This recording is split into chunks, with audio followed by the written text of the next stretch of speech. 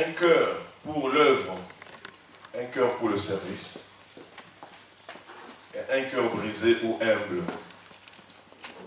Vous constaterez que de toute l'histoire de la Bible, toute personne que Dieu a utilisée et qui s'était retrouvée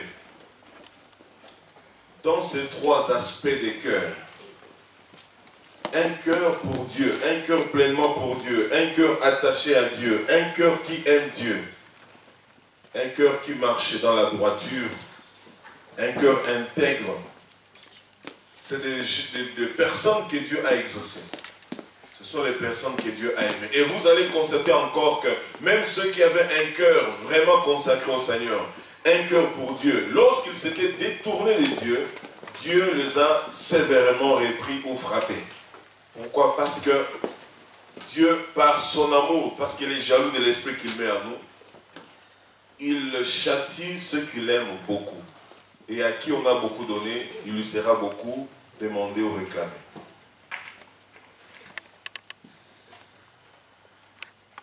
Et nous avons dit que lorsque le Seigneur nous transforme, après que nous l'ayons vraiment aimé plutôt, la deuxième chose qu'il veut voir en nous, c'est avoir un cœur pour le service, un cœur pour l'œuvre. Servir Dieu et servir nos semblables. Dans tous les domaines, par rapport à tout ce que Dieu nous donne. Que ce soit un don ou un ministère, c'est pour servir, pour la gloire de Dieu.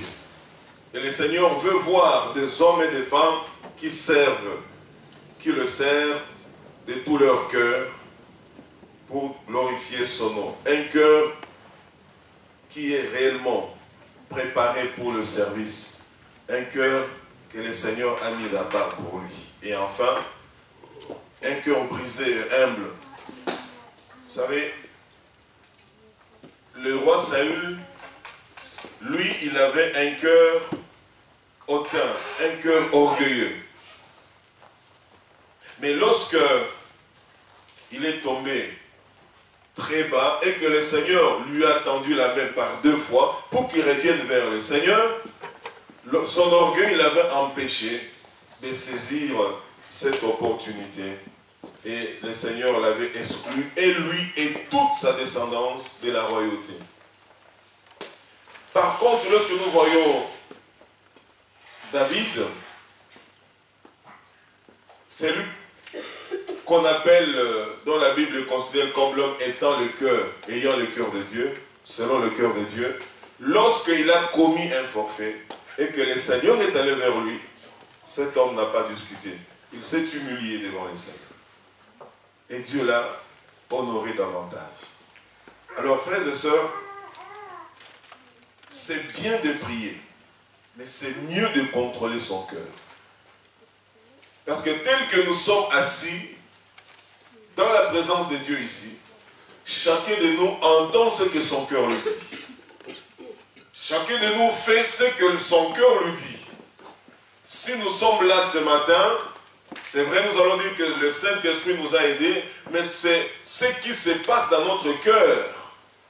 Hubert, tu dois aller. Tel, tu dois sortir. Va. Et j'obéis au cœur, parce que ce cœur-là est attaché à Dieu. C'est un cœur brisé. Et nous avons dit qu'un cœur brisé, c'est un cœur qui ne se justifie plus tellement. On peut t'injurier, on peut répandre des calomnies contre toi, on peut répandre une mauvaise nouvelle contre toi, tu ne te justifies pas. Parce que ce n'est pas en te justifiant que tu vas avoir gain de cause. Un homme brisé, une femme brisée, c'est cette personne, on peut marcher sur ce qui est. Il s'excuse alors qu'il n'a même pas fait du mal. Un cœur brisé, c'est ce cœur-là, du haut de ton savoir, du haut de tes connaissances de ce monde, tu arrives à servir Dieu parmi des hommes et des femmes humbles comme toi. Tu ne regardes plus les titres, tes titres de noblesse.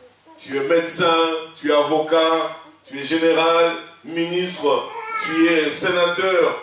Tu te dis, c'est pas moi, archi, tout ça.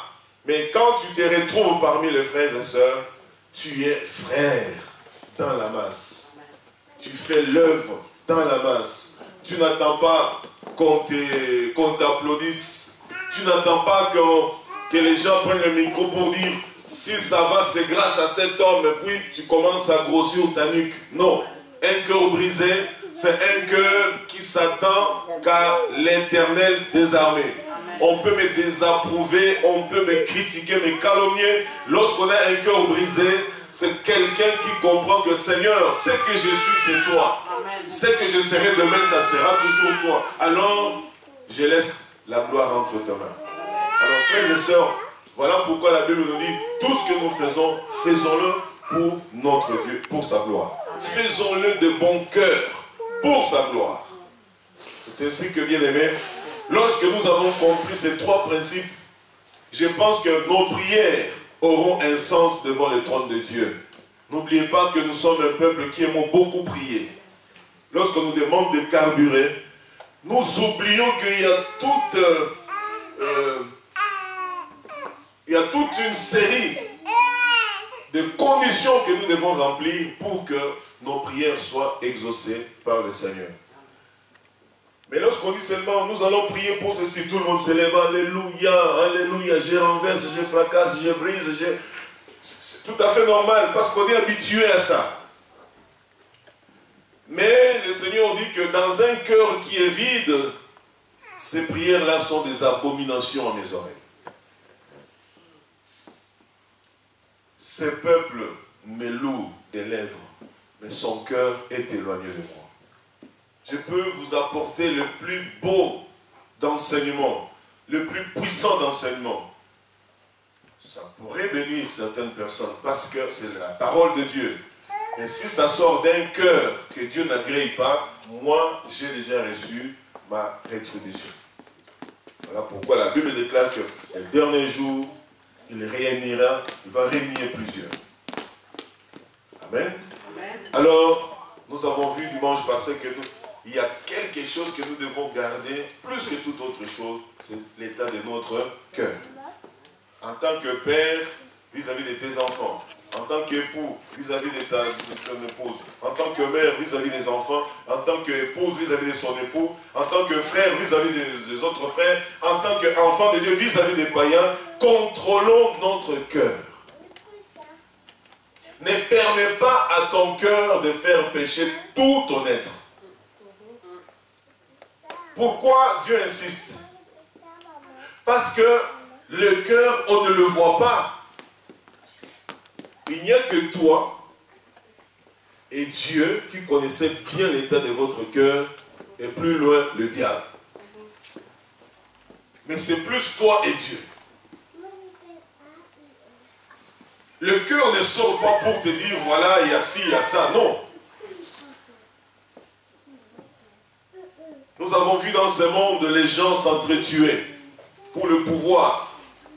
Les gens s'entretuaient pour le ministère de l'Église. Alors qu'ils mangeaient ensemble à la même table. Ils ont prié ensemble. Les gens de la même génération. Peut-être qu'ils ont fréquenté les mêmes écoles du début jusqu'à quand ils ont terminé. Ils ont connu la même formation pour atteindre leur niveau là. Mais à la fin, c'est elle qui empoisonne l'autre. C'est elle qui assassine l'autre. Pourquoi? C'est dans le cœur. Voilà pourquoi le Seigneur insiste.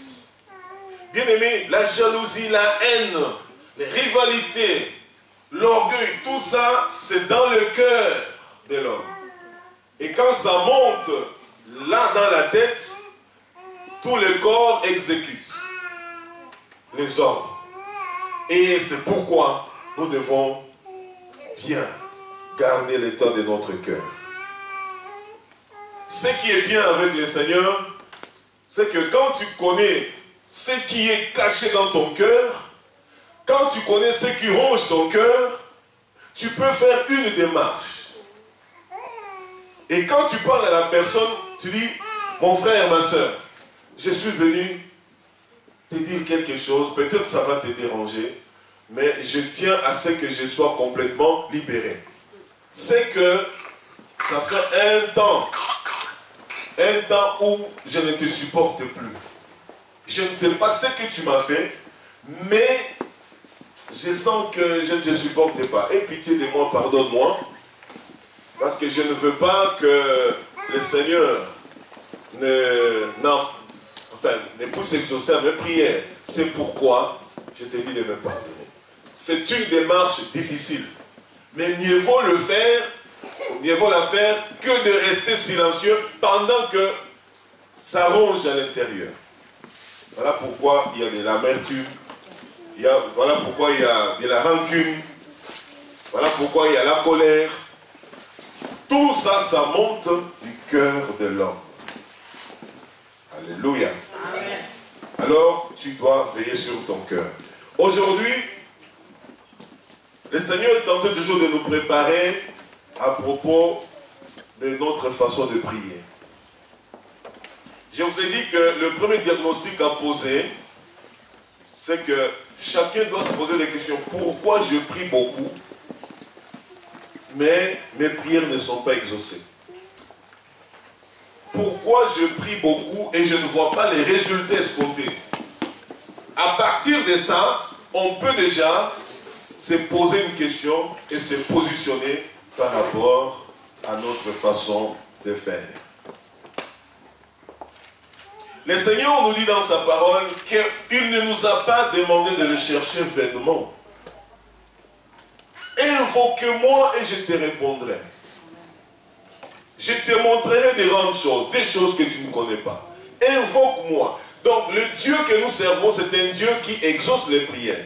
Il aime que ses enfants lui parlent et que lui répondent.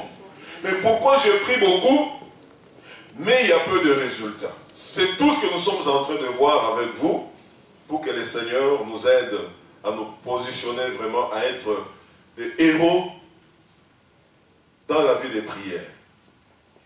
Bon, aujourd'hui, j'ai eu des difficultés de savoir comment intituler mon message. Bon, je l'intitule seulement « Le schéma d'une vie de prière victorieuse ». Une façon de comprendre ce que Dieu veut quand je prie et ce que moi je dois connaître quand je prie. C'est tout un schéma. Le schéma d'une vie de prière victorieuse.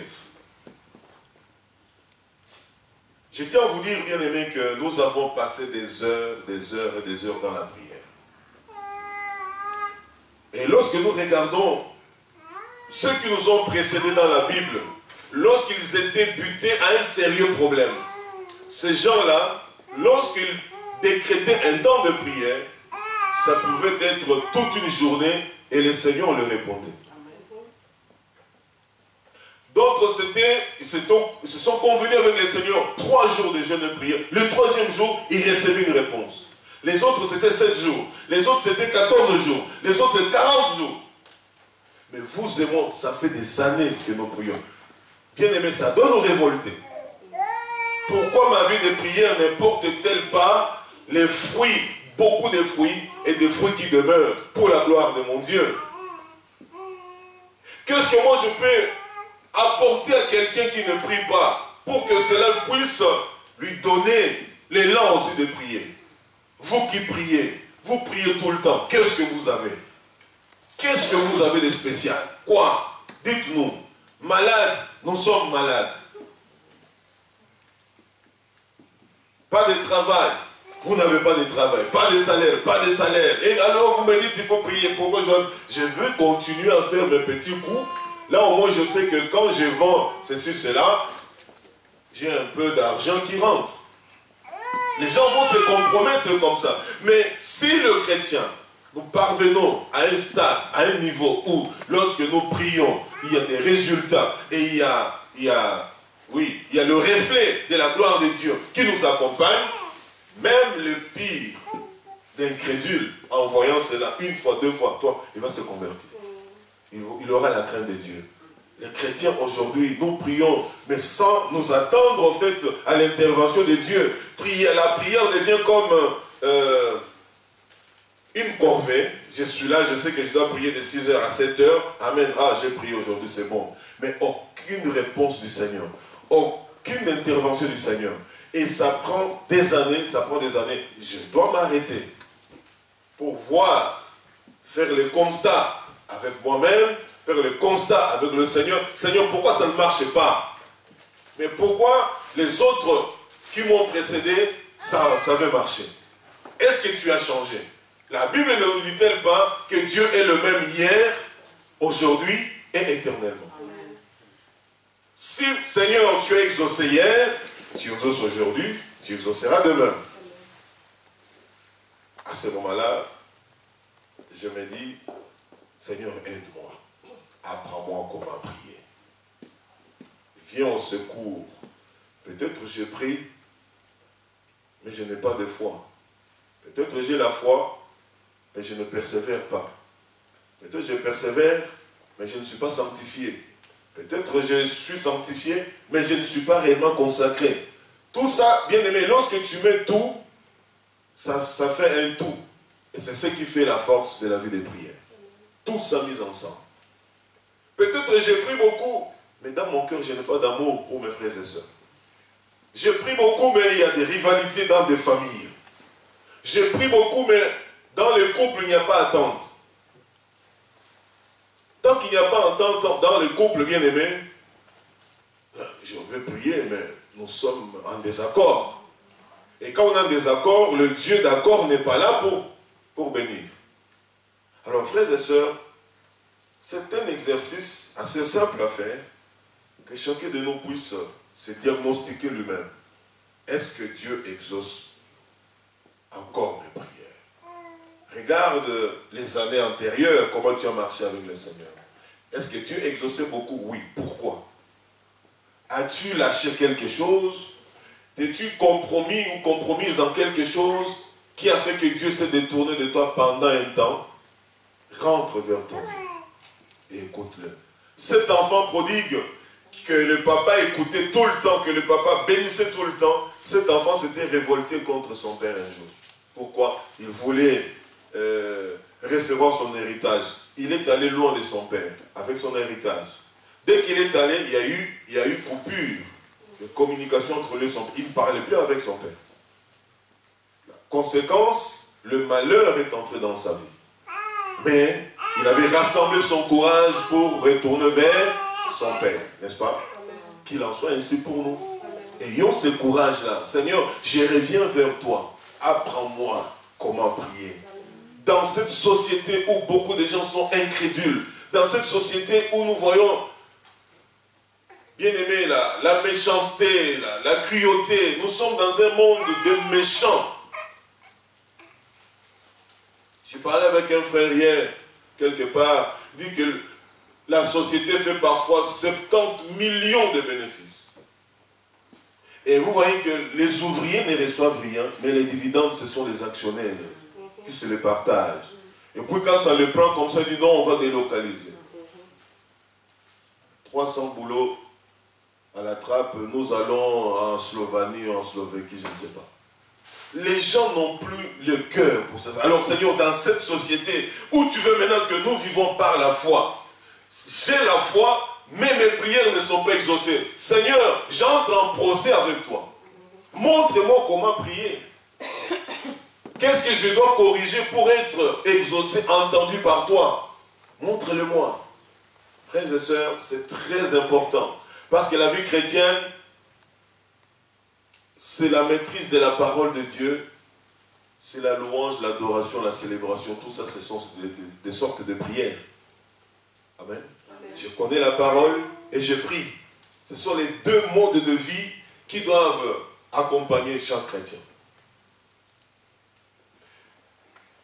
Comment te sens-tu lorsque tu vis avec quelqu'un dans une maison qui est en position de force, à qui tu demandes toujours des choses et qui ne satisfait pas tes demandes?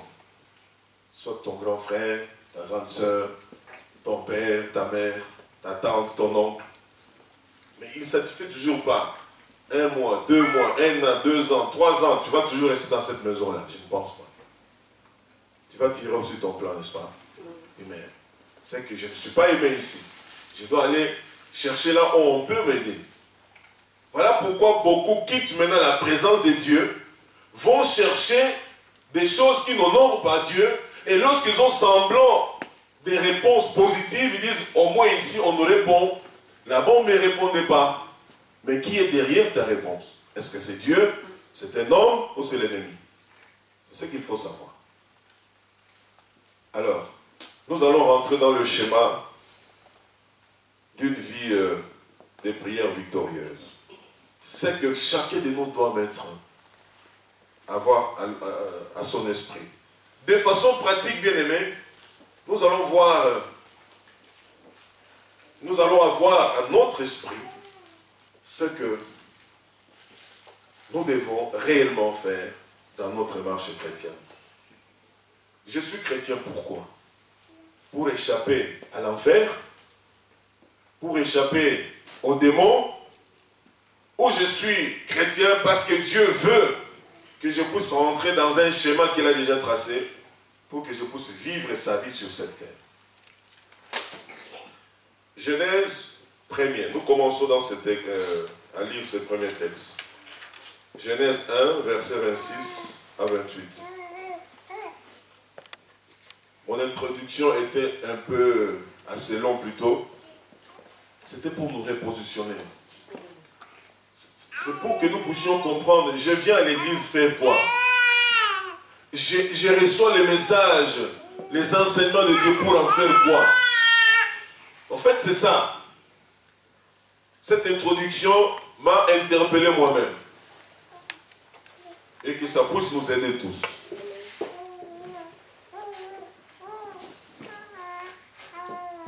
Puis Dieu dit, faisons l'homme à notre image, selon notre ressemblance, et qu'il domine sur les poissons de la mer, sur les oiseaux du ciel, sur le bétail, sur toute la terre et sur tous les reptiles qui rampent sur la terre. Dieu créa l'homme à son image, il le créa à l'image de Dieu, il créa l'homme et la femme. Dieu les bénit et Dieu leur dit, soyez féconds, multipliez, remplissez la terre et l'assujettissez et dominez sur les poissons de la mer, sur les oiseaux du ciel et sur tout animal qui se met sur la terre. Amen. Donc dans ce schéma, le premier aspect que chacun de nous doit comprendre, c'est que dans le schéma d'une vie de prière victorieuse, première chose, combattre, apprendre à combattre. Le combat. La vie chrétienne, c'est une vie de combat. Quand Jésus est venu dans ce monde, c'était pour combattre. Quand il est allé à la croix, c'était pour combattre. Quand il a été enseveli, c'était pour combattre. Quand il est ressuscité, c'était toujours pour combattre. Jusqu'à quand il est allé s'asseoir à la droite de son Père. Il continue à combattre différemment à notre faveur, en intercédant Dieu pour nous. Amen. Donc la vie chrétienne, ce n'est pas une vie de princesse ou de prince où tu reçois tout sur un plateau. La vie chrétienne, ce n'est pas une vie facile. La vie chrétienne, ce n'est pas une vie où je dis, mon père a tout, des riches qu'il était, s'est appauvri, il m'a enrichi, je croise le bras, les richesses viennent. Non, bien-aimé. Dans le schéma d'une prière victorieuse, je dois avoir à l'esprit que la première des choses dans ma vie de prière, c'est de combattre. Combattre premièrement contre ma propre chair. Cette chair qui est un obstacle majeur à mes prières. Cette chair qui m'empêche d'avoir la gloire de Dieu. Cette chair qui me garde loin de Dieu. Cette chair qui s'est révoltée contre Dieu. Je dois d'abord combattre contre ma propre chair. La crucifier avec Christ, avec ses passions, ses désirs, afin que Christ puisse régner en moi. D'abord la chair, pour que le péché ne domine plus sur moi. Un combat. Vous allez voir que même lorsqu'il dira à Israël, voici les pays que j'avais promis à vos parents de vous donner, à vos pères de vous donner. Le pays où coule le lait et le miel. Allez-y et prenez possession. Mais il y a des géants. Vous devez les chasser. Amen. Dieu te donne quelque chose, mais quelqu'un d'autre l'a déjà entre ses mains. Bien-aimé, ce que tu as, ce dont tu as besoin, Dieu te les a déjà donnés. Mais il y a quelqu'un qui les garde, quelqu'un qui les tient. Et il sait que ça t'appartient. Il ne te les donnera jamais si tu ne combats pas. Amen. Voilà pourquoi, bien aimé, que la prière cesse d'être merci Seigneur pour le repas, merci pour le sommeil, merci de m'avoir réveillé. Ça, ce sont des remerciements de paresseux. La vie de prière, c'est une vie de combat. Les genoux doivent souffrir. Parfois on doit transpirer, parfois on pleure dans la prière, tellement le cœur est en souffrance. On doit arracher nos bénédictions entre les mains de l'ennemi. Pourquoi? Parce que c'est un combat. Un vrai combat. Et dans les combats, on donne les coups, on en reçoit. On donne, on en reçoit.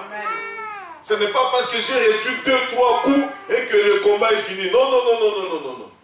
Vous voyez parfois des boxeurs, il est mis KO. On commence à compter 1, 2, 3, parce que c'est jusqu'à 10. Quand on arrive à 9, il se relève avec un visage tuméfié complètement, le sang partout. On dit, est-ce que tu vas continuer? Oui, oui, je vais continuer. Ce n'est pas parce que son visage est tuméfié. Et généralement, c'est les gens, quand ils se relèvent comme ça, le combat est fini. Amen.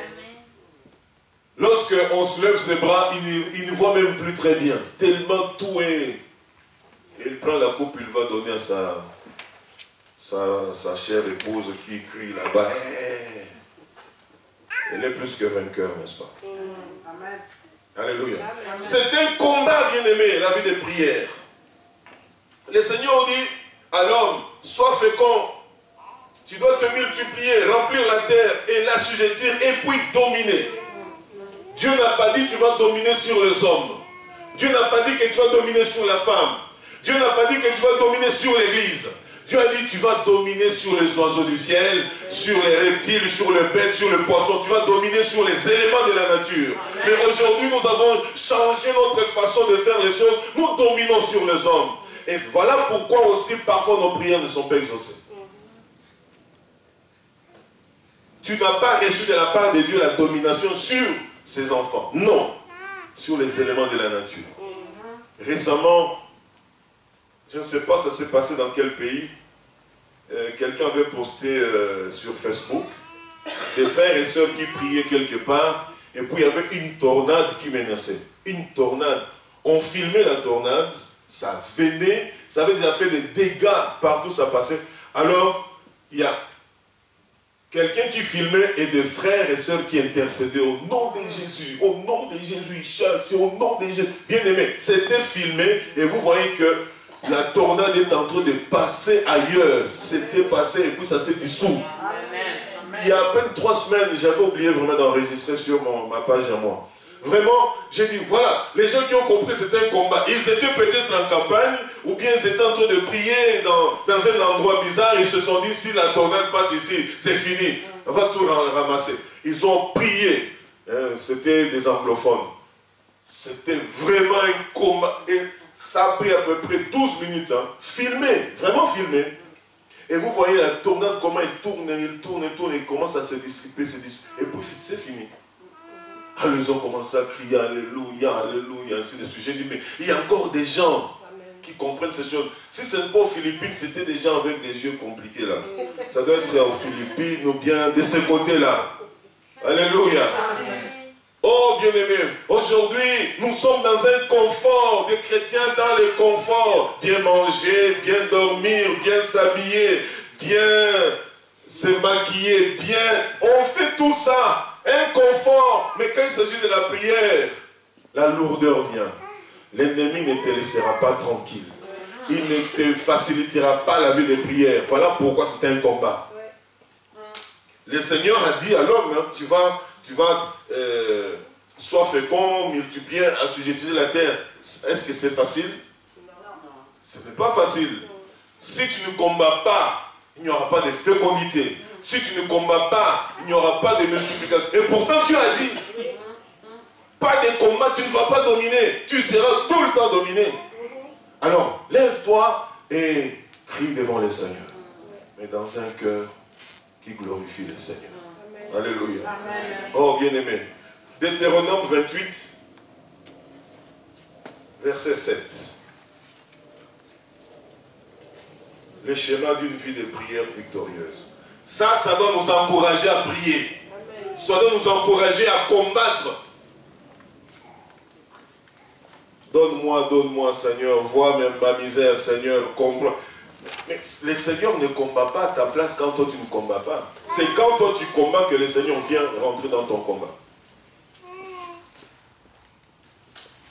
Deutéronome 28, verset 7. L'Éternel te donnera la victoire sur tes ennemis qui se lèveront contre toi. Ils seront contre toi par un seul chemin et ils s'enfuiront devant toi par sept chemins. Amen.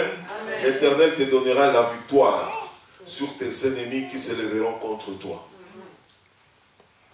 Quand je parle des ennemis dans un premier temps, ce sont les ennemis de ce monde des ténèbres. Dans un premier temps. Et dans un deuxième temps, c'est tous ceux qui sont au service de ces royaumes-là qui me veulent du tort. Sorciers, magiciens, occultistes, tous ces gens-là. Là, ce sont aussi mes ennemis. Mais le Seigneur me dit qu'il me donnera la victoire sur ses ennemis. Mais la victoire, on l'obtient quand? C'est quand on a combattu. Alléluia. Amen. C'est quand on a combattu. Je ne cesserai de vous dire, de vous partager mon petit témoignage, à qui vraiment les années 80, 78, 80, des jeunes là, tout feu, tout flamme dans la vie mondaine, comme ça, ma défunte mère m'amène prier dans un groupe de prière, j'accepte Jésus, c'était en 82. Je commence les affermissements, au bout de 2-3 mois, je dis, mais ma maman m'a amené dans quel bazar ici? Nous qui étions habitués à tractionner l'argent à gauche, à droite, je dis, mais ça, c'est... Non, je les ai abandonnés, je suis parti. Je suis parti vraiment dans la vie la plus... Bon, totale là. Mais, une chose qui m'a toujours interpellé, nous étions dans une petite maison, hein. Quand maman priait, j'entendais, hein. Je revenais, je rentrais tout le temps tardivement, bien parfumé, avec le parfum de ces choses-là. Elle pleurait tout le jour pour son fils Hubert. Tous les jours. Et ça avait pris 4 ans. J'avais bien compté, 4 ans. Alléluia. C'était un combat. À chaque fois qu'elle priait pour ses autres enfants, elle commençait, parce que les autres allaient déjà un peu prier à gauche, à droite. Mais le deuxième de la famille, c'était moi le pilier qui faisait un peu tout à la maison. Mais les histoires de prière, ça ne me disait rien. Il y a des frères qui venaient me parler de leur assemblée, le Sacré-Cœur. Ils venaient me parler pendant des heures et des heures. J'étais un garçon calme, posé. Vous pouvez parler, je vous écoute. À la fin, je vous dis merci. Même si ça prend 3 heures, je vous écouterai. Merci, merci. Quand ils partent, moi aussi je pars. Ainsi de suite. Mais bien aimé, cette intercesseuse a prié comme ça pendant 4 ans. Et quand ce monsieur a été saisi par le Seigneur, au bout de 6 mois, il est devenu le pasteur de toute la famille. Et c'est resté jusqu'à aujourd'hui. C'est un combat. Il y a des frères et sœurs, des hommes et des femmes, les membres de vos familles, pour qu'ils se tiennent debout comme nous sommes debout là, il faut un combat. Il faut les arracher entre les mains de l'ennemi. Satan ne les lâchera jamais. Mais c'est à vous de briser les ténèbres dans leur vie, de briser toutes sortes de résistances dans leur vie. C'est ainsi que la gloire de Dieu va se révéler dans leur vie. Alors, frères et sœurs, comprenez que si nous obéissons à la loi de Dieu, il nous donnera la victoire. C'est pourquoi prier, c'est un moment, c'est un combat. Hein? J'ai combattu le bon combat. Combat le bon combat. Tout est combat. Le lieu que foulera la plante de votre pied, je vous le donne en possession. Tu ne peux pas posséder quelque chose qui n'est... tu ne peux pas posséder quelque chose sur laquelle personne d'autre n'est régné. Posséder signifie j'arrache quelque chose. Ok? Alors, peuple de Dieu, vous et moi, nos bénédictions, la plupart, il y a des gens qui sont assis dessus. C'est ainsi ce que je voulais dire. Donc il y a des méchants qui disent, ils sont bénis, ils ne comprennent pas. Nous, on s'assoit dessus, c'est tout. Isaac, le fils d'Abraham. Cet homme-là, à un moment donné, il était mal en point, sécheresse, crise. Il s'est souvenu, ah, mon défunt père Abraham avait laissé des puits d'essence à des endroits précis. Il est allé chercher les puits d'eau de son père. Bien aimé, nous connaissons l'histoire. Il creuse le premier puits qu'on avait déjà couvert avec du sable. Dès qu'il arrive à atteindre l'eau, on lui fait la guerre. On le chasse de là. On le chasse une deuxième fois, une troisième fois. Il n'a pas abandonné jusqu'à ce qu'il est arrivé à Rehoboth. Et là, il a creusé un puits. Il a encore eu de l'eau plus abondante que les trois puits. Et les gens qui l'ont chassé sont allés faire alliance avec lui. Maintenant, nous avons compris que c'est toi qui es le vrai Dieu. Nous allons prier ton Dieu. Et c'était un combat. Et pourtant, c'était le puits qui appartenait à son père. Il en était l'héritier principal. Mais ces princes-là des ténèbres avaient déjà pris ça pour eux. Bien-aimés, faisons un effort dans nos prières. Deuxième aspect, vaincre. Premier aspect, combattre. Deuxième aspect, vaincre. Vaincre signifie triompher. Remporter la victoire. Bien-aimé, pour vaincre, il faut d'abord cibler le vrai ennemi. N'est-ce pas? Il faut d'abord cibler le vrai ennemi, cibler le vrai problème. Il faut savoir quelle est la nature du combat. Est-ce que ce combat est spirituel? Ce combat est matériel? Ce combat est physique? Est-ce que c'est un combat de santé, combat de finances? Est-ce que c'est un combat de ministère? Il faut d'abord identifier.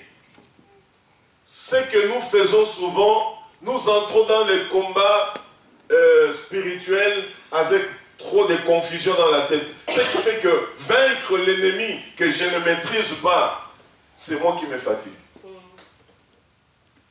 C'est moi qui me fatigue.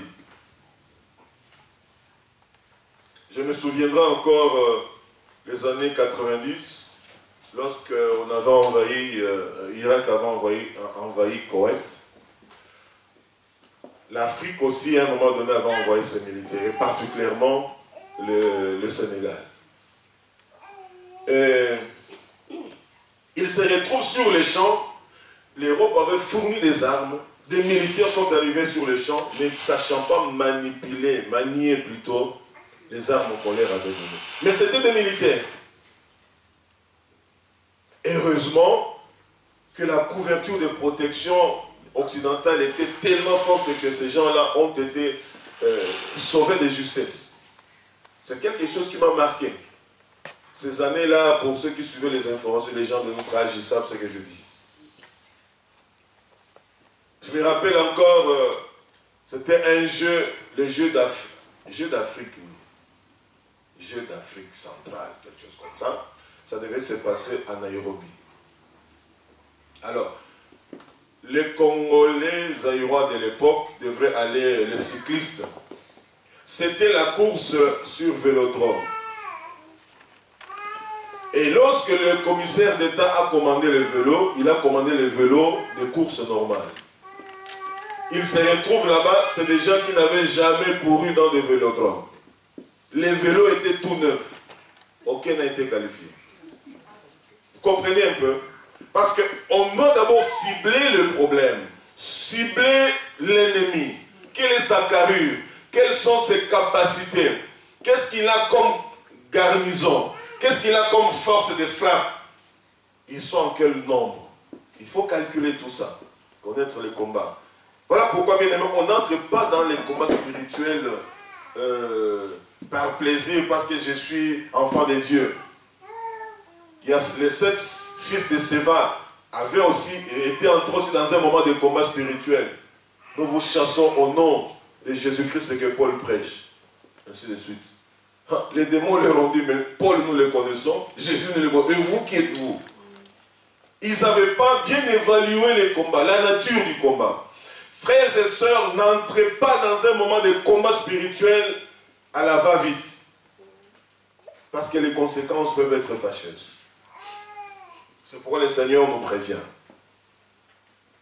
Donc pour vaincre, je l'ai dit, il faut d'abord cibler le vrai ennemi, le vrai problème, savoir quelle est la nature du combat, s'équiper en fonction de la nature du combat, avoir un équipement pour comprendre les enjeux du combat. Et qu'est-ce qui te motive à combattre? On ne combat pas inutilement. S'il n'y a aucune motivation, je n'entrerai pas dans un combat spirituel, moi. Alléluia. S'il n'y a aucune motivation, pourquoi je vais combattre? Non. Je dois connaître toutes ces choses. Lisons dans 1 Samuel 17. 1 Samuel 17, à partir du verset 24.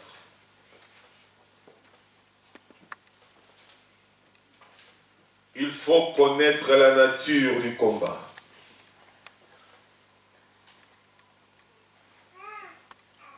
« 1 Samuel 17, à partir du verset 24. Je vais aller jusqu'au verset 30. Donc 1 Samuel 17 jusqu'au verset 30. À la vue de cet homme, tous ceux d'Israël s'enfuirent devant lui et furent saisis d'une grande crainte.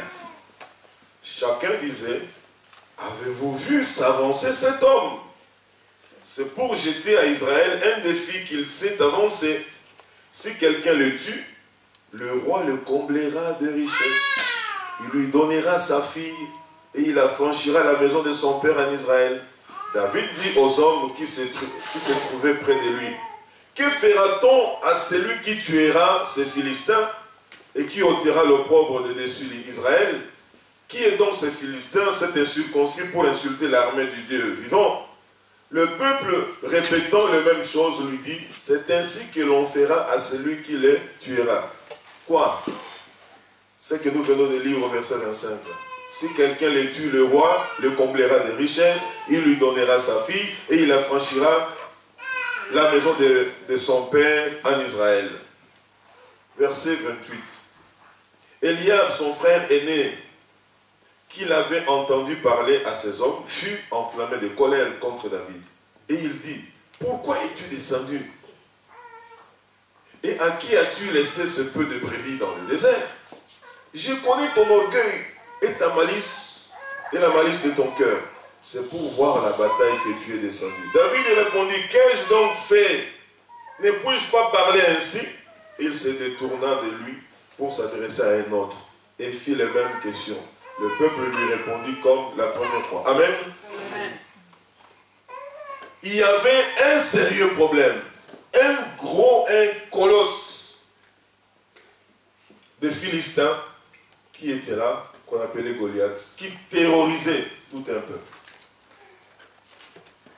Pendant presque 40 jours, le matin et le soir, ils sortaient, ils les insultaient, ils insultaient leur Dieu en disant, cherchez un homme, trouvez un seul homme qui viendra combattre avec moi. Si je le bats, vous devenez nos esclaves. S'il me bat, nous devenons vos esclaves.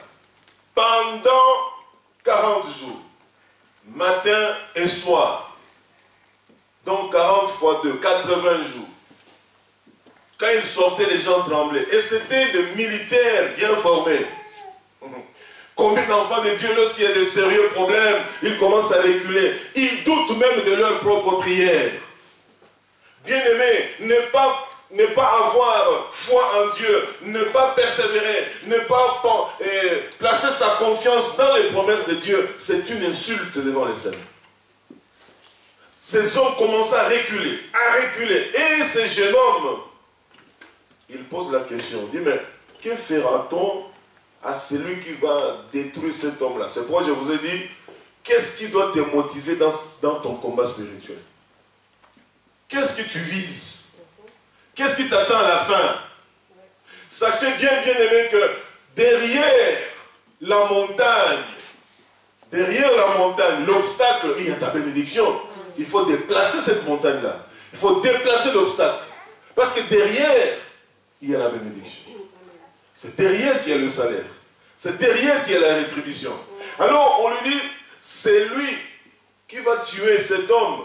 Le roi le comblera des richesses. Il lui donnera sa fille et il affranchira la maison de son père. Il dit, oh là, ça y est. Moi qui suis un petit berger là, qui chante seulement tous les jours, je deviendrai le gendre du roi. Et puis il va me combler des richesses. Et puis il va affranchir ma famille. Ma famille ne sera plus dans l'esclavagisme. Ma famille ne sera plus pauvre. En tout cas, ça me motive. Mon frère, ma soeur, c'est le résultat final qui doit te motiver dans ta vie de prière pour vaincre. Amen. Il faut. Il fallait que Goliath tombe pour que Israël se relève et de chasser les Philistins pour qu'ils deviennent aussi leurs esclaves. Alors, mon frère, ma soeur, il n'y a pas d'autre choix. Vous et moi, nous avons choisi d'entrer dans une carrière compliquée. Il faut combattre. Et il ne faut pas combattre seulement par plaisir de combattre, il faut vaincre. Entrer dans la victoire. Mais n'oublions pas que Christ a déjà vaincu. Amen. À notre place. Voilà pourquoi d'autres personnes disent que nous ne combattons plus pour la victoire, mais nous combattons dans la victoire. Car la victoire est déjà acquise. Alors, bien aimé, pourquoi avons-nous peur des gens que notre maître a déjà terrassés?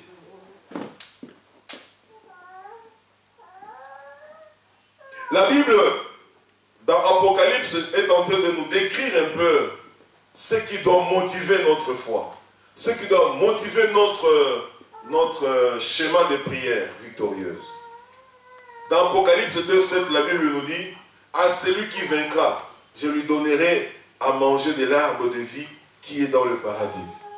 Bien-aimé, il nous donnera à manger de l'arbre de vie qui est dans le paradis. Alors ça doit me motiver dans ma marche chrétienne.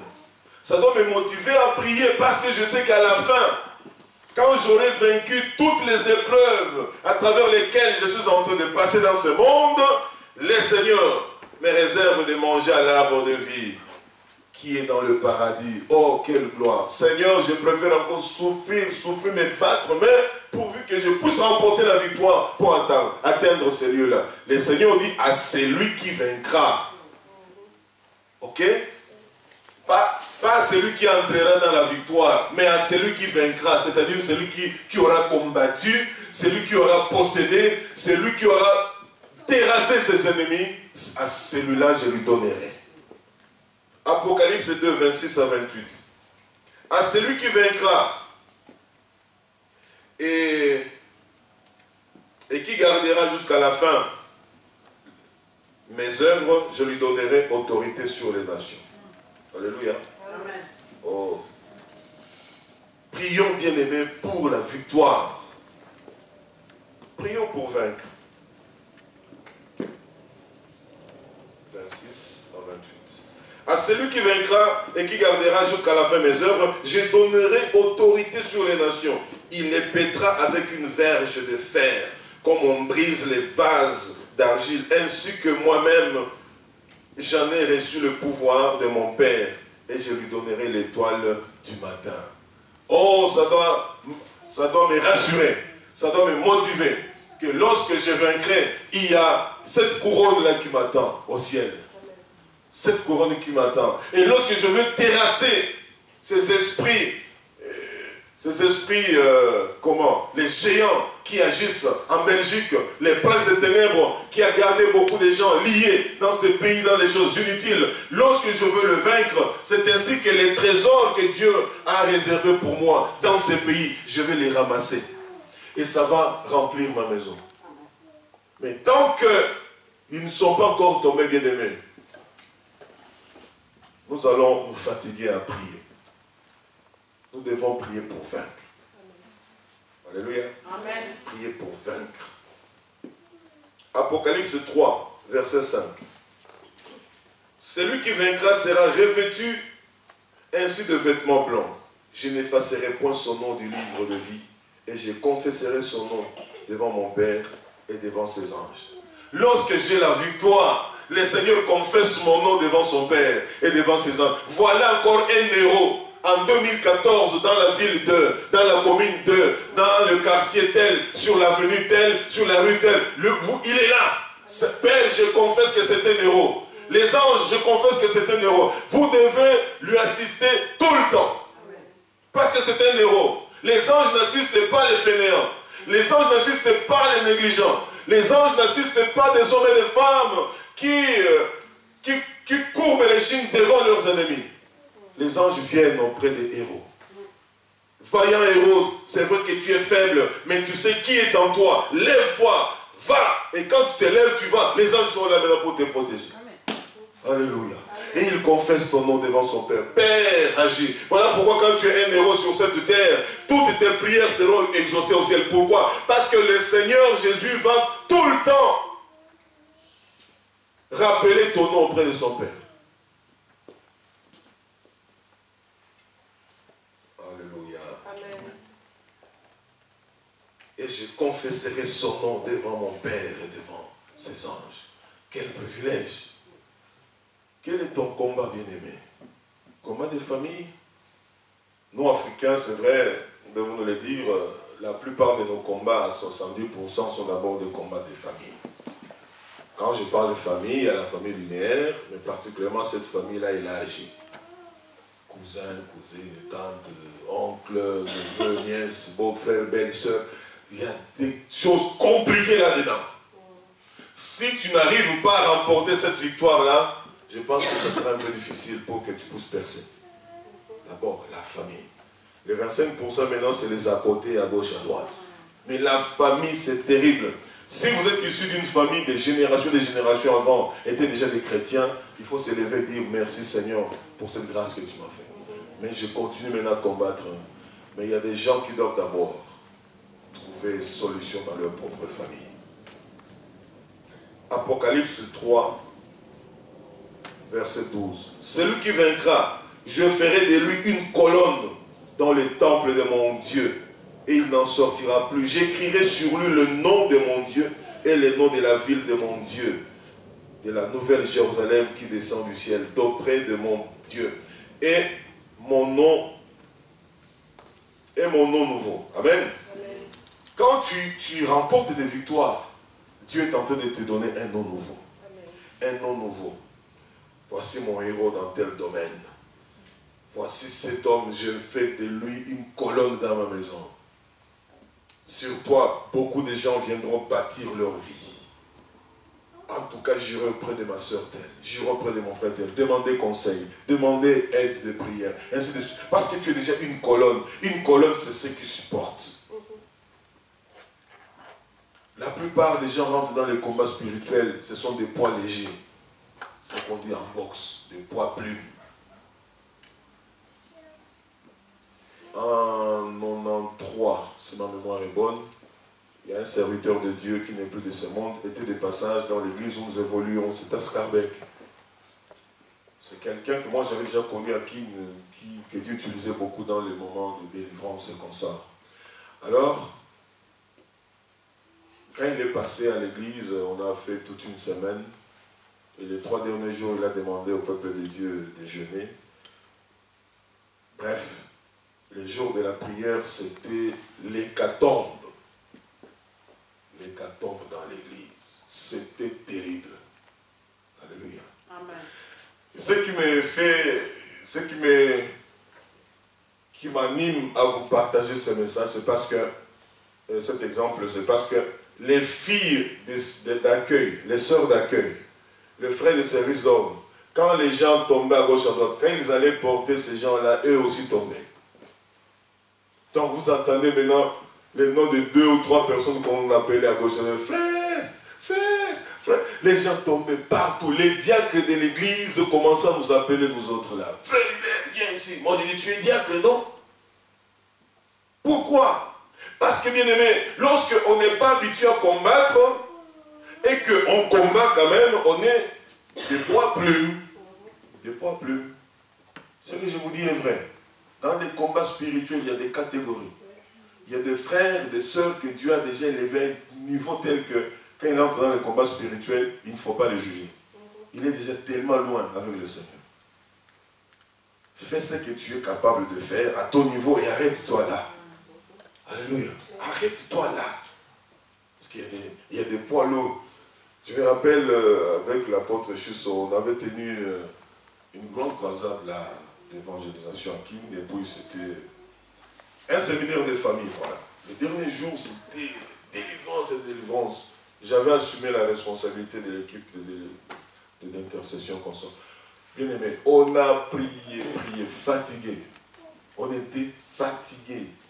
Et il était 23h par là, presque tout le monde était par là. On était resté avec 2 personnes. Les 2 premières personnes qui avaient réagi dans la salle, nous sommes restés avec alors qu'une centaine de personnes étaient déjà rentrées chez eux. Et puis à la fin, on les voit, lui et puis les autres responsables prendre les sacs pour partir. On dit, hé, évangéliste, ici il y a un combat terrible. Ces gens, depuis, il est venu dire seulement au nom de Jésus, au nom de... Tout est parti. Là, nous, on avait transpiré pendant des heures. Ce n'est pas que nous, on avait péché. C'était un problème de niveau d'onction. Le Seigneur élève qui il veut dans un domaine quelconque. Il y a des gens, quand ils tiennent le micro pour chanter, même s'il a une mauvaise voix, enfin, ce n'est pas une voix terrible, mais il peut vous emballer dans un moment de louange. L'adoration, la gloire de Dieu tombe et que quelqu'un qui a une belle voix et vous chante des mélodies qui s'arrêtent aux oreilles. Donc ça, c'est un problème de niveau. Mais ça relève de la consécration, du sérieux qu'on a avec le Seigneur et de ce que nous avons sur le cœur. Apocalypse 3, 21. Celui qui vaincra, je le ferai asseoir avec moi sur mon trône. Comme moi, j'ai vaincu et me suis assis avec mon Père sur son trône. Alléluia. Amen. Ça, c'est ce qui doit me motiver à remporter des victoires dans les combats. Parce que je sais qu'à la fin, il y a une rétribution. Il y a des couronnes, bien-aimés. Il y a des récompenses. David avait compris que lorsqu'il va battre cet homme-là, il va être le gendre du roi. Le roi va le combler des richesses. Et puis, il va franchir sa famille. Troisième aspect. Dominer. Si tu ne domines pas dans ta vie de prière, tu es dominé. Celui qui ne domine pas, il est dominé. Celui qui ne s'élève pas pour dominer, c'est lui qui est dominé. Et je tiens à vous dire, bien aimé, que Dieu ne traite, ne parle qu'avec les gens qui dominent. Ceux qui s'élèvent pour la gloire de Dieu, Dieu s'élève avec eux. Ceux qui prient et qui ont la pensée de dominer, c'est à cela que le Seigneur se révèle. Alléluia. Amen. Prenons l'exemple de Myriam, la sœur de Moïse. Elle va se plaindre auprès d'Aaron. Mais est-ce que Dieu ne parle qu'à Moïse? D'abord, c'est notre petit frère. Dieu nous parle aussi. Moi, je prophétise. Je joue aussi un tambour. Toi aussi, Dieu t'a donné des responsabilités, ainsi de suite. Mais quand Dieu a voulu parler, il est allé parler à qui? Il est allé parler à celui qui domine. Moïse. On a commis un complot contre toi là. Ta sœur Myriam, je vais la détruire. Oh! Il n'avait qu'une seule sœur. Il dit, Seigneur, s'il te plaît, pas elle. Il a jeûné, prié pour sa sœur. Le Seigneur a dit, bon, je ne la détruis pas, mais elle sera frappée de la lèpre. On la mettra un peu en dehors du camp, pour qu'elle sache qu'on ne fait pas tête à ceux qui dominent. Alléluia. Amen. Lorsque Ève est tombée dans le mal, dans le péché comme ça, quand Jésus est venu, non, quand l'Éternel est venu à la rencontre de ces deux-là au jardin d'Éden, il s'est adressé à qui? Qui avait péché? C'est Ève. Mais qui avait la domination? C'était... Et Dieu s'adresse à celui qui domine. Je tiens à vous le dire, bien aimé, que ça rentre et ça reste. Si tu as appris à dominer dans la vie de prière, le Seigneur se révélera à toi. Il te montrera des choses cachées, des grandes choses que ta famille ne connaît pas, mais que toi tu vas voir. Je ne peux pas vous dire ce que Dieu est en train de me montrer par rapport à ma propre famille. Des choses comme ça, tu dis, mais Seigneur, aujourd'hui pourquoi? Pourquoi aujourd'hui? Ainsi de suite. Et Dieu dit, c'est au dominateur que moi je me révèle. Alléluia. Amen. Alors, tu lèves-toi et domines dans la vie de prière. Et Dieu va se révéler à toi. Il va te montrer des grandes choses. Les choses que le monde ne connaît pas. Dominer, c'est tenir en son pouvoir ou sous son autorité les hommes ou les femmes. Ou les institutions. Les gens qui dominent, même dans cette crise qui frappe ici en Belgique, c'est des gens qui peuvent se lever et parler. Et parler comme ces frères-là ont détourné toute une tornade. Au nom de Jésus, tu ne peux pas, au nom de Jésus. Eux, ils ne voyaient pas la tornade, ils voyaient les esprits qui étaient derrière la tornade. Vous ne passerez pas par le village, au nom de Jésus, au nom de Jésus. Et c'est parti. Pourquoi? Parce que quand tu as la domination, tu as la parole. Dans Esther 8, verset 15 à 16, Esther 8, 15 à 16, lorsque Mardoché, après que le roi le honorait, qu'est-ce qui s'est passé? Il a été revêtu de vêtements royaux et on a posé sur sa tête une couronne d'or. Symbole de domination. La royauté, c'est la domination, n'est-ce pas? Domine. Nous sommes un sacerdoce royal, hein? Un peuple libre, hein? N'est-ce pas? Un sacerdoce royal. Voilà pour la Bible nous qualifie des princes et des princesses. Un prince domine. Une princesse domine. Quand un prince passe, les gens s'inclinent, quel que soit son âge. J'ai vu un jour, on montrait un magazine là de la famille royale marocaine. Le prince héritier, je crois qu'il doit avoir 8 ans ou 12 ans, quelque chose comme ça. Alors un jour, on montrait, son père n'était pas là. C'est lui qui était allé représenter son père, 8 ans ou 12 ans. En tout cas, je ne lui donne pas au-delà de 12 ans. La manière dont il était. Alors, l'avion arrive, vous voyez que les militaires, tout ça, le gouverneur, le ministre, tout le monde courait. Parce que chez eux, quand on salue le roi, il détend la main. Il enlève la main. Alors, un gamin là, vous voyez des vieux. À son âge, il étend la main des gens. J'ai dit, Seigneur, oh là là, ça c'est la domination. Un gamin. Donc il entre ici, il s'assoit ici, on dit, toi tu vas le côté. Il a la royauté en lui. Il domine. Et dans la prière, c'est ça. Il faut dominer. Nous sommes tellement dominés par nos soucis, dominés par des problèmes de la vie, dominés par nos pensées, dominés par tout ce que le monde nous fait voir, que notre vie de prière est devenue froide. Une vie stérile. Oh bien-aimés, nous devons dominer. Ceux qui marchent avec Christ doivent dominer. Voici les miracles qui accompagneront ceux qui auront cru. C'est pour accomplir les œuvres de notre roi. Amen. Voici, je vous ai donné le pouvoir de marcher sur les serpents, sur les scorpions et sur toute la puissance de l'ennemi. Et rien ne va vous nuire. Ça, c'est la domination. Amen. Alléluia. L'ennemi est sous nos pieds. Et je marche. Et quand je prie, je dis au nom de Jésus. Ce n'est pas au nom de Jésus habituel. Je sais ce que je dis. Et je sais ce que ce nom-là fait quand je l'invoque. Et l'ennemi connaît les degrés de ma consécration dans cette marche avec le Seigneur. Et enfin, bien-aimé, troisième et quatrième aspect, régner. Combattre, vaincre, dominer et régner. Quand tu domines, c'est fini, tu règnes. Tu règnes.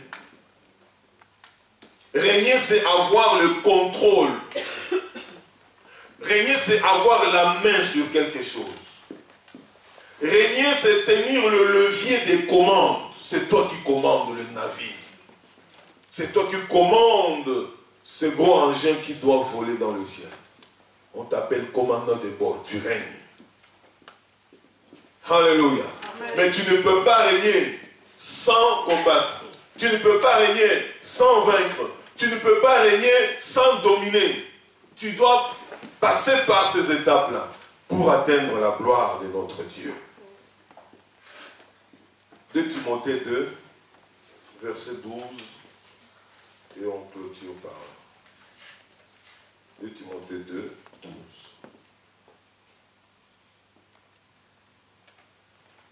Je commence au verset 11. Cette parole est certaine. Si nous sommes morts avec lui, nous vivrons aussi avec lui. Si nous persévérons, nous régnerons aussi avec lui. Si nous les régnons, lui aussi nous régnera. Amen. Si nous persévérons, nous régnerons aussi avec lui. Là où le maître règne, là où le roi règne, là où l'autorité règne, quiconque se lève pour faire du tort à ces règnes-là, il est décapité, il est détruit. Pourquoi? Parce qu'on ne touche pas au règne. On ne touche pas au règne. Veux-tu régner, bien-aimé, dans ta vie de prière? Veux-tu régner? Il faut commencer par combattre. Il faut combattre le bon combat de la foi. Tu dis à Satan, je ne lâcherai pas aussi longtemps que toi tu ne lâches pas ce qui est à moi. Je ne lâcherai pas. Le Seigneur m'a sauvé pour que je puisse être vainqueur. Je suis né pour vaincre. Jésus m'a sauvé pour vaincre. Je marche pour vaincre. Je prie pour vaincre. Je parle pour vaincre. J'impose les mains pour vaincre. Je déclare, je prononce des paroles pour vaincre. Alors, bien aimé, la prière, c'est tout un schéma pour atteindre la victoire. C'est tout un schéma. Combattre, vaincre, dominer et régner. Si vous oubliez tout ce que je dis, n'oubliez pas les 4 aspects. Alléluia. Que ça puisse nous stimuler dans notre vie de prière. Que dès ce jour, quand j'entre dans la prière, je puisse dire, Seigneur, tu m'as interpellé. Aujourd'hui, tu m'as fait entrer dans une dimension spéciale que j'ignorais, Seigneur, dans la vie de prière. La plupart des frères et sœurs, leur bénédiction, c'est quand ils voient que tout marche bien. La maison, voiture, bon, vous connaissez, hein, nous sommes de ce siècle, vous comprenez ce que je veux dire. Mais la vie, véritable vie chrétienne, c'est d'abord de régner dans le spirituel. Tu règnes dans le spirituel. La plupart des frères et sœurs qui ont plus cherché les affaires, l'argent, le matériel, dès qu'ils ont des problèmes spirituels, ils cherchent ce que Dieu a élevé dans les domaines spirituels. Ok? Ah, allez m'appeler vos frères là, ils viennent prier pour moi. Allez appeler votre pasteur là, il vient prier pour moi. Et quand tout marche bien, on oublie ce pasteur-là, on oublie le frère, on oublie la sœur. Pourquoi? Parce que ceux qui dominent avec le Seigneur, ils ne sont plus attachés, accrochés aux choses du monde. Lui, c'est le combat spirituel dans sa vie. Alors, frères et sœurs, ne vous lancez pas dans un combat spirituel à l'aveuglette. Que le Seigneur inspire quelqu'un au milieu de nous, pour que nous puissions être des hommes et des femmes. Quand nous prions, une église, quand elle prie, une famille, lorsqu'elle prie, un couple, lorsqu'il prie, que nous puissions voir des résultats. Alléluia. Il ne faut pas imiter les bénédictions. Il ne faut pas imiter les prières des autres. Mais nous devons rentrer dans ces principes.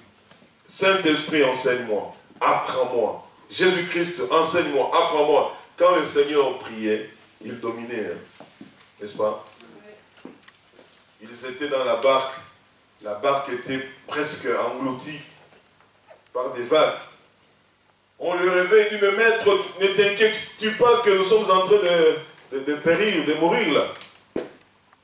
Quelqu'un qui domine, il n'a pas paniqué. Il a ordonné, vent, tais-toi. Gardez silence.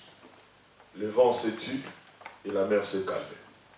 Quelqu'un qui domine sur les éléments de la nature.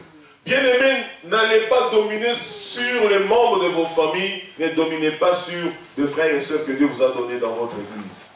Non, Dieu nous a appelés à dominer sur les éléments de la nature. Sur ceux qui détruisent les vies des gens. Nous devons dominer sur la maladie, dominer sur la stérilité, dominer sur la crise, dominer sur tout ce qui dérange les enfants de Dieu. Là, nous devons dominer. Alléluia. Amen. Que Dieu vous bénisse. Amen.